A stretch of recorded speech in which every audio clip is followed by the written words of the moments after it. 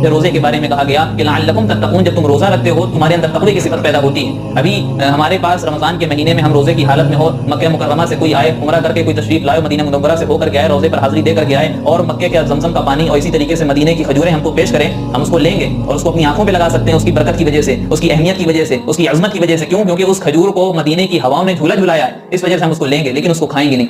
क्या बरकत वाली चीज नहीं? बरकत वाली चीज है, हमारे नजदीक अच्छी चीज है, हम उसको अपनी आंखों से भी लगाएंगे लेकिन खाएंगे नहीं। कब खाएंगे? मगरिब के बाद खाएंगे।